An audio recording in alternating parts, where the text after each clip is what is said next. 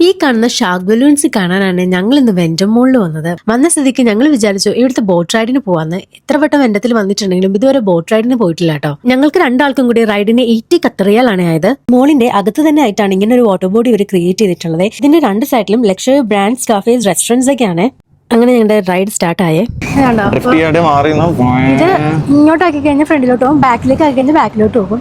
അവിടെ ഒരു റെഡ് ഒരു ബട്ടൺ ഉണ്ട്, അത് പുള്ളി ചെയ്തിട്ടാണ് സ്റ്റാർട്ട് ചെയ്യാൻ. എന്നിട്ട് സ്റ്റിയറിംഗ് വെച്ചിട്ടാണ് ഇത് കൺട്രോൾ ചെയ്യുന്നത്. നമ്മൾ വെനീസിലാണെന്ന് തോന്നിപ്പിക്കുന്ന രീതിയിലാണ് ഇത് ഡിസൈൻ ചെയ്തിട്ടുള്ളത്. എപ്പോൾ വന്നാലും ഇവിടെ ആൾക്കാർ ബോട്ടിങ് ചെയ്യുന്നത് കാണാറുണ്ട് കേട്ടോ. പക്ഷെ ഒരിക്കൽ പോലും എനിക്കിതിൽ കയറി ഒന്ന് റൈഡിന് പോകണമെന്ന് തോന്നിയിട്ടില്ലേ. കാരണം പുറത്തായാലും അകത്തായാലും കാഴ്ചകളൊക്കെ സെയിം അല്ലേ. പക്ഷെ ഐസക്ക് പറഞ്ഞിട്ടാണ് നമ്മൾ ഇന്ന് ഈ റൈഡിന് പോയത്. അപ്പോഴാണ് മനസ്സിലായത് ഈ റൈഡിന് പോകുമ്പോൾ ഉള്ള ഒരു ഫീല് വേറെ തന്നെയാണ് കേട്ടോ. ബോട്ട് റൈഡിന് കയറിയപ്പോൾ ഞങ്ങൾക്ക് ബോളിങ്ങിന് വേണ്ടി ടിക്കറ്റ് ഫ്രീ കിട്ടി കേട്ടോ. അതുകൊണ്ട് ഞങ്ങൾ ബോളിങ്ങിന് വേണ്ടിയിട്ട് ടോപ്പ് ഫ്ലോറിൽ വന്നേക്കുവാണ്.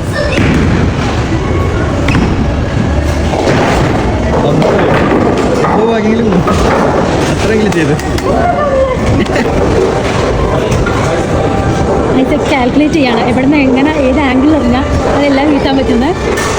നോക്കാം.